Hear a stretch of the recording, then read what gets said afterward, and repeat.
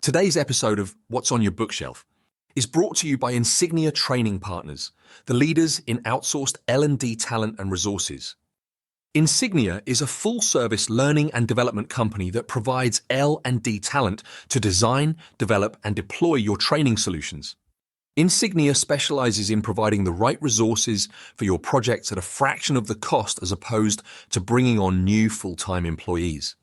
This includes fractional Chief Learning Officer services for enterprise training strategy, instructional designers to develop your training content and materials, facilitators to deliver in-person or virtual training to your staff, LMS administrators to manage the process, virtual training producers to make sure your virtual training is engaging and effective, and coaches to support the learning after training is completed. If you don't have a training department, that's okay. Insignia can be your bolt-on training department. With Insignia, you get dedicated resources providing fractional services by specialists in their field. Whether it's onboarding new hires, upskilling your team, or ensuring compliance, Insignia designs impactful programs that stick. Visit insigniatraining.com to discover their full range of services and to schedule a free consultation. Insignia is your partner for training success.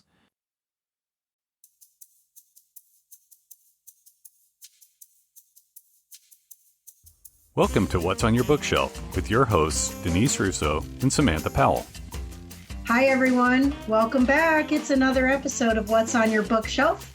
This is a life and leadership podcast where we are living out loud the pages of the books that we've taken off of our shelves. My name's Denise Russo. I'm here today with my co-host and friend, Sam Powell, and we are at the tail end of a book in a long series. It's actually a year-long series on the topic of happiness, and the book that we are discussing is Solve for Happy, Engineering Your Path to Joy. Sam, it's always a joy for me to be here with you. How are you doing today? Same. I'm doing really well. I can't believe we're at the end of this book, essentially. Today starts, well, it's really the last chapter, and then, there's a wrap up at the end, but man, this one's been, I don't know, it feels like it went really fast.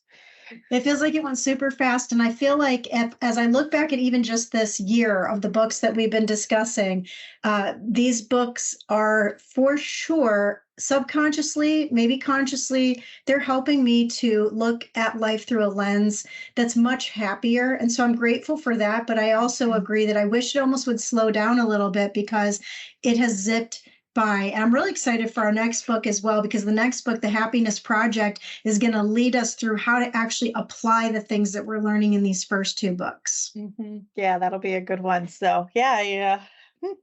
So today is the fifth of the ultimate truths, right? So as we were going through this book, the way he has this set up, just to remind everybody, is there were 6 grand illusions and 7 blind spots. And now we're in the 5 ultimate truths, and we're in the last of the 5 ultimate truths. So this is chapter 14 for those of you who are following along in the book, which is titled Who Made Who, but this is about design. And he really means universe design in this space. So he prefaces this one as take or leave it. Take it or leave it. This is his thoughts. This is his truth in this space. So there may be things that, Denise and I feel differently on, that you feel differently on. That sort of is what it is. But it's one of those, I think, if you can leave yourself open enough just to consider, it gives you space to think through your own ultimate truth on this one. Absolutely. I was listening this morning to a song by this artist named Cody Fry. Have you ever heard of this artist, Cody Fry, No. Sam? He is spectacular. Actually, Vincent and Olivia introduced me to him. He's a really younger kind of an artist, and his father was a symphony, wrote symphonies, really cool, interesting background that this kid has. He grew up with his father being a conductor, but also a writer of symphonic works. And so he ended up becoming the same, but he does it through the lens of using sort of pop sounding techniques. He actually got a Grammy Award nomination for redoing Eleanor Rigby from the Beatles, which is a total aside, has nothing to do with this book. But this morning I was listening to a song that he recently released, which is called A Little More.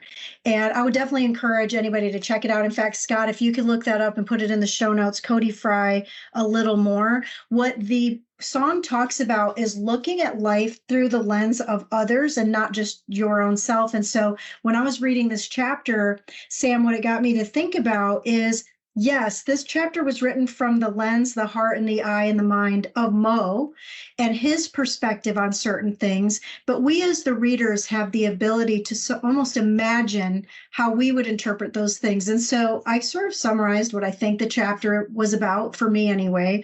And I think it's about designing a life from the perspective of an engineer with math and facts, which I know is attractive to you. It's harder for me sometimes to grasp that side, even though I do think more analytical than more feeling wise. But he also talks about things like asking good questions and the importance of asking good questions in this chapter. And that gets me to think about how you and I have learned a lot about that through not only being certified coaches, but through our work with John Maxwell in his book, Good Leaders Ask Great Questions. Mm-hmm. He talks about in this chapter as well about things like odds, like at a casino, and why do we believe we will win in life when odds are way off balance. And so I think that was probably a most interesting part in this chapter for me. And yet, aren't games rigged in Las Vegas?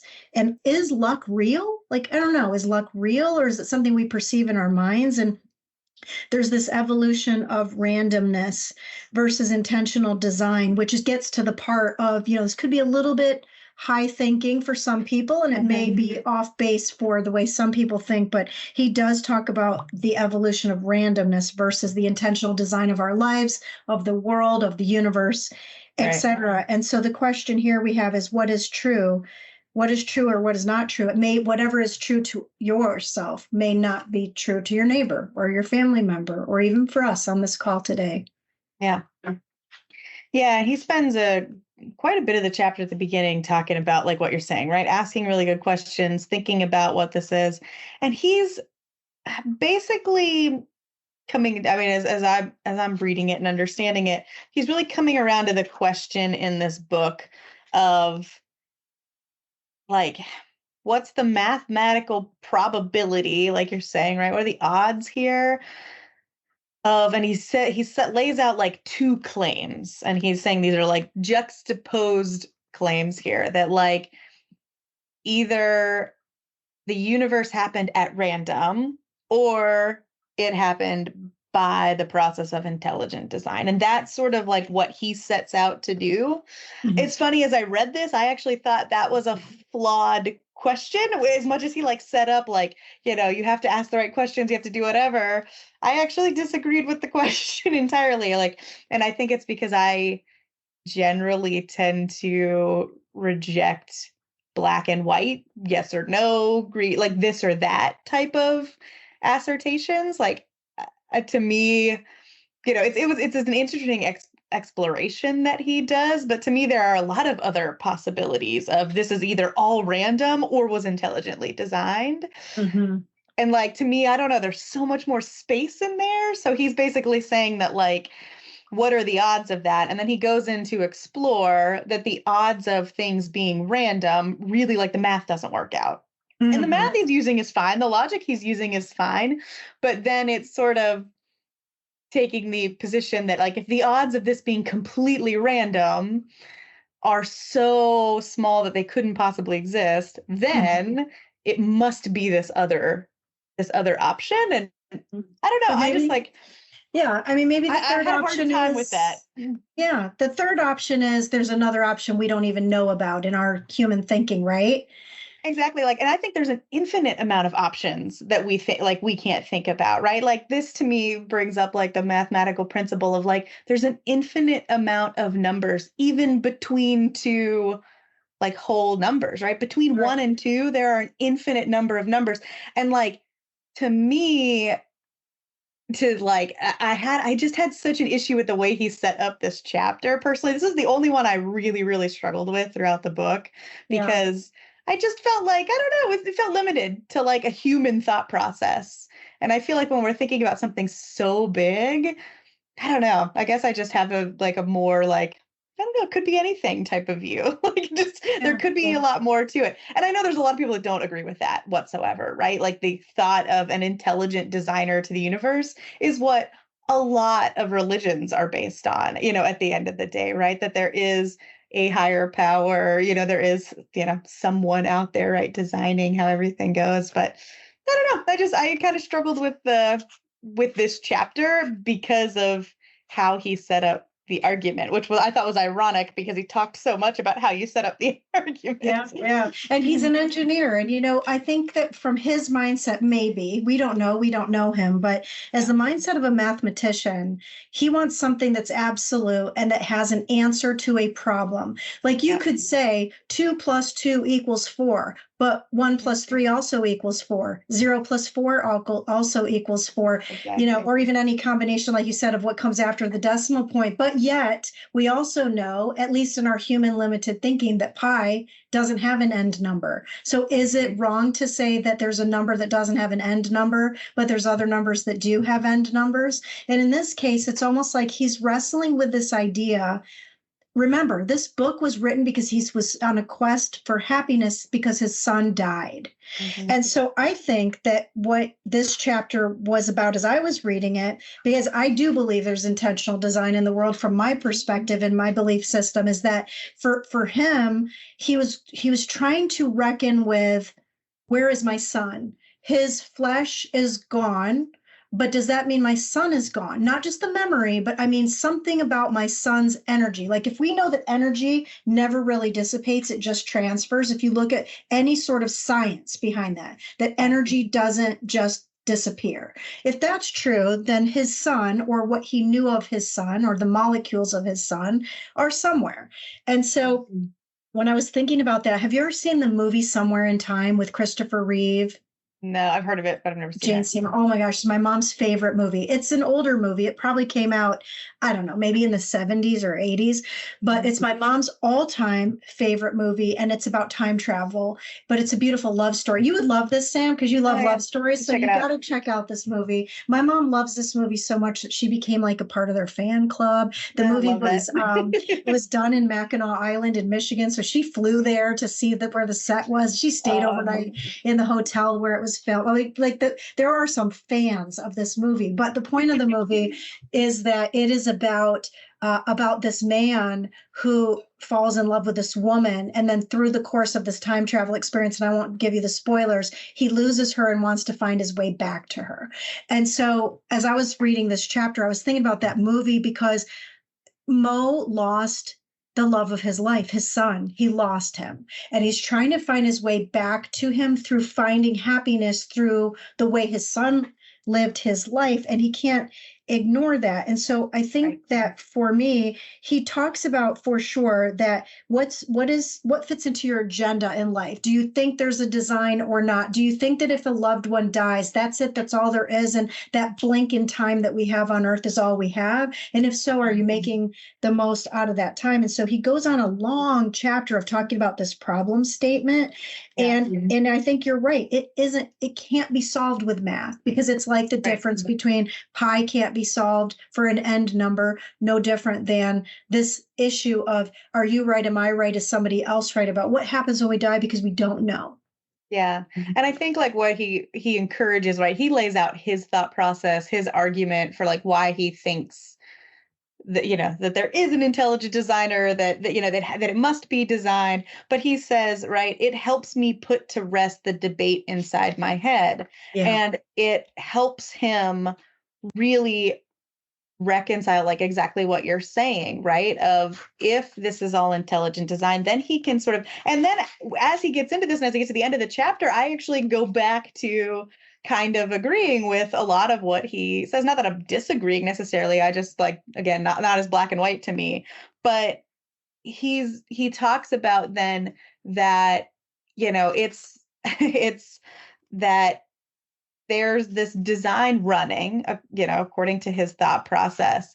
And so there's all like, again, he's an engineer. There's these equations that are basically just running for how the design functions. And so it's not necessarily that like these bad things are happening because, there's somebody out there saying like, oh, this has to happen, this has to happen, this has to happen. It's that the design is just running. We're letting the program run. And so earthquakes happen and hurricanes happen and things happen. And to him, he found like a real sense of peace in, in that thought process of, that you can't fully control. There's a design that's running. There's a program that's ongoing. And you just kind of need to release the control on that and understand. And again, like that's the way to find, like to come back to happiness. And I actually completely agree with that line of thinking, is that there are so many things beyond our control in this world, and whether it's designed or not or whatever, right? Like that's the infinite debate we will probably always have as humans until we get to the end of this life and see the next one. But it's this idea that like because you have no control, because there's a program running, because there's a design in place, then you have to like relinquish the control and understand that the world's going to work the way it's going to work. Right? It's going to flow the way it's going to flow. And if you can set your expectations appropriately with that, right? Again, like we're back to the happiness equation of like, this is about how things happen versus your expectations of how things are happen. So if you can kind of balance and, get to that place of life is going to unfold the way life is going to unfold, and I can relinquish control. My expectation is that seemingly random, crazy things are going to happen.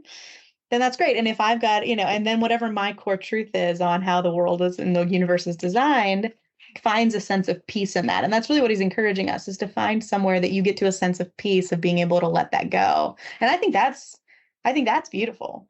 I think so too. I would agree with everything you're talking about as far as relinquishing control, because our natural state is that we want to control things that are out of control or outside of our control. And this is talking about focusing on the controllables. The reality is we're born, we die. There's something that happens in between that. But everyone that is living was born, and everyone that is living will die. And so I think a lot of this book also talks through how he came to the grips that there was an expiration date for his son. We just sometimes get thrown off when the expiration date is something that we don't have any control over setting or knowing. Right. And so when he talks about this sort of evolution of all of it, it's about the acceptance of something that we don't understand. And so perhaps this chapter can help you if you're also grappling with something, whether it's loss of any sort. Maybe it's a loss of a life, maybe it's a loss of a job, a loss of a relationship, a loss of even money of some sort. It's about accepting that something can come beyond that experience. It sort of actually gets me thinking about whether or not you have a religious background. I think that probably a lot of people have ever heard of the story of Job. And Job was this character in the New Testament or the Old Testament of the Bible who went through a lot of trials and a lot of tribulations, so much so that he lost everything. He lost his family, he lost his farm, he lost his animals, his livelihood, he lost his health. He was at the bottom of the pit of despair of having nothing in life. And as the story goes on, if you read it as a story, he is redeemed from that and gets doubly more than he lost. But I often struggle with that story because I said to my mom not even long ago, is it good that he got double of what he lost? He still lost. He lost his kids. He lost his wife. He lost animals. He lost his home. Just because you get double, it doesn't take away the pain of loss. And even in this case, Mo lost his son. He may have found happiness. He may have solved for happy, but it still doesn't take away that I'm sure he must still some days think, whether it's with fondness or sadness, that thing he lost, you can never really retrieve. Right. Right. Yeah. And I think you're spot on, right? Like there is no replacement for some losses, right? Like, and there's no, and especially when you think about the experience that you go through to do it, right? Like you lost all of your belongings in a flood years ago. You now have a house that has full of belongings and all that sort of stuff, but that doesn't replace the things you lost. And it doesn't fix the experience that you went through, right? Like, yes, life moves forward. Yes, things happen that, that push us along as we go. But I don't know. I think we ingrain that stuff in us, right? We incorporate losses and things like that. And if we can get to this place where we can let go of the fact that, and he says, the design is just functional, right? Like the world is just, he says, life is just what it is. Like it is what it is. So it's just funny. Somebody in my family, their boss says that all the time, and they absolutely hate that saying because it's like, they feel like it's kind of a bit of a cop out, but like, I think there's a real truth in, like, it just is what it is. Things happened, right? Like, and accepting that fact and accepting that, the design is just functional. It's the way it's the way the world works. It's the way the universe works sometimes. And if you can get to a place where it's not always going to work the way you would have designed it, the way you would have liked to have controlled it, there's freedom and release and peace in that, I think. I think so too. I would suggest that think about it that life really isn't random. So whether you believe in something as some people may call God or a designer or whatever, as opposed to lack of any sort of design, lack of design would infer chaos. And so you have to think about, again, if you're not the creator of the design, then are you just really along for the ride of it? So for example, when I met you, I, in my mind, know exactly where we were sitting, how I met you. I don't exactly remember what the clothes were that you were wearing, but I knew in my heart then that instantly I knew I wanted to be friends with you. I just knew. And so what is it about that? Was there a randomness to the fact that that day you were sitting there? Now, we couldn't predict that 7-8 years later, we would start a podcast together, or that we would have an opportunity to grow together as friends through an awful experience that we both had to experience at the same time. And so is there randomness to that? Like, could you say that in the quilt of life, well, in order to get to the point where today we are talking about this book on this podcast, we had to first meet? There's a lot of things that happened way in between then, because we didn't just go from the meeting to suddenly now we're talking about this chapter. Right. Exactly.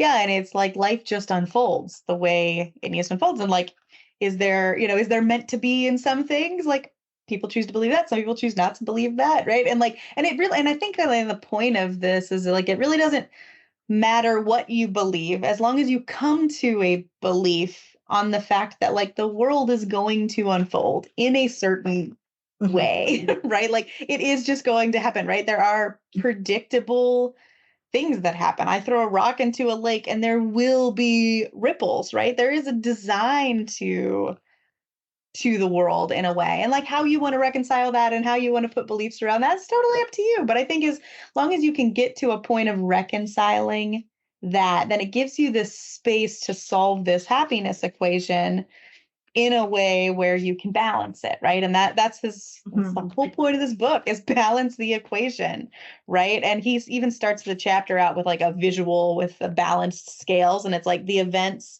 always abide by the equations of design, and the expectations match how the design equations always behave. And so then by design, the equation is balanced. And so if you can come to this place where you figure out this peaceful space of there's this design that I can get behind in whatever space I want to get behind, then the scale is always sort of in equilibrium at default, right? Because what's going to happen, like life just is what it is. It's going to happen the way it's going to happen. Absolutely. I think towards the end of the chapter, he sort of talks about how if the design is going to happen, like you just said, that it's just going to happen anyway, then you can't blame the design. You live inside of that design because you are a part of that design.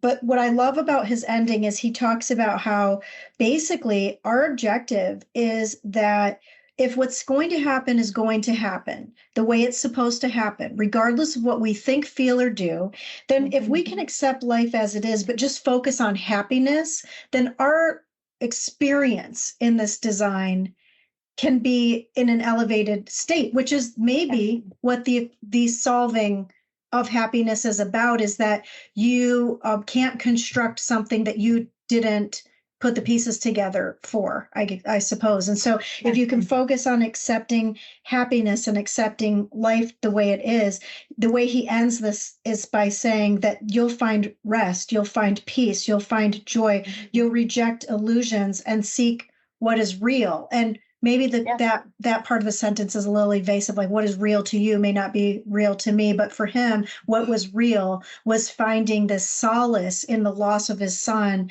and finding happiness through living a legacy of his son, what his son left behind.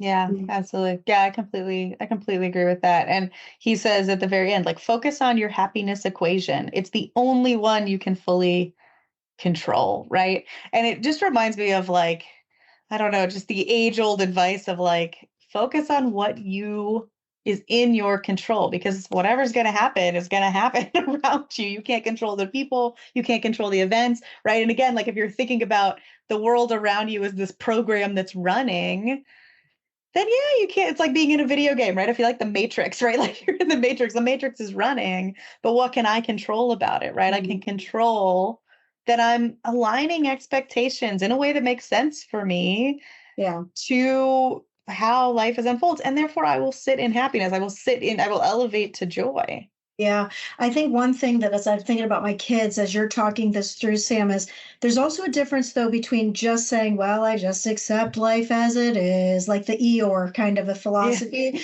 versus embracing life and doing something about the life that you have. And so if you weigh those scales on the side of happiness, you may be able to accept life the way it is, but through a different lens. In fact, I was telling a friend of mine this morning, we usually do these monthly coaching updates with one another. Like, we're both coaches, but we coach each other. And so I always start my updates for him with all the things that I want to get out of my system. So all the purging first. Yeah.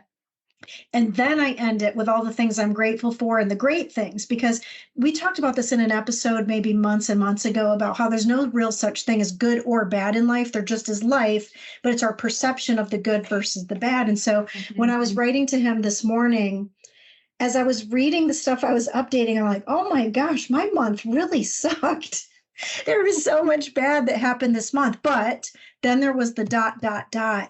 And there was equally, if not more so, good that happened this month as well. And so as I sat back sort of laughing at the post, we both have gone through some happiness and positive intelligence training in the past. And so we both were able to look back as well on his update to me and say, all right, now if we can crumple up all the stuff that happened that we can't control and that's over with, and now focus on that stuff that also happened in the past, but we can control, which is our future forward thinking about gratitude and happiness and peace and relationship and community. How much better will our day be? And we both left that update today just feeling good. And so I hope. Yeah. So, and that's what these podcasts do for me as well, is that I was telling Sam when we were talking off the microphone that if for nothing else, we hope that you as the listener, if you got the book, that you were able to take your own deep dive. And if you didn't get the book, that maybe you'll consider doing that. And that the more we talk about this topic of happiness throughout the whole year, every Wednesday, there will be a new episode, that maybe those subconscious thoughts will come into your conscious being, and that you'll find your way into living a more peaceful, joyful, happy life. I know for me, it absolutely has been that way for me as we've gone through this process together.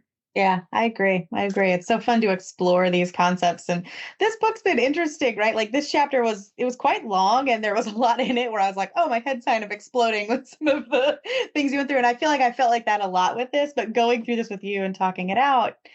Yeah, I mean, it's just helped kind of make it tangible, make it real, reconcile some of the more, just meta things that we discuss in this book, but getting around to, if you can set the expectations right, then you really have a chance at real joy, real happiness. And I think that this chapter on design is, really reconciling that the world around you has a certain design to it, and however you want to believe that, but like finding a peaceful place in that to, from which you live your truth and you live that space, I think that there's something really nice to that. And I like that this is the last of the 5 ultimate truths, right? Because we started with, now and change and love and death.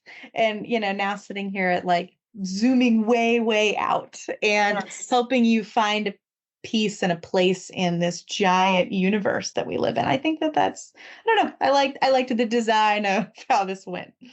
I agree with you. So next week is the last chapter of this book. We hope you'll join us. It's the afterword, but the afterword brings us forward into what we're going to be doing next. So maybe next week, what we'll talk about is the end of this book and preparing you for the next book. If you don't already have the next book and you want to purchase that, Scott will have a link in the show notes. It's called The Happiness Project by Gretchen Rubin. We'll look forward to being with you next week. But for this week, my name's Denise Russo, and on behalf of my friend Sam Powell, thanks for joining us for another episode of What's on Your Bookshelf.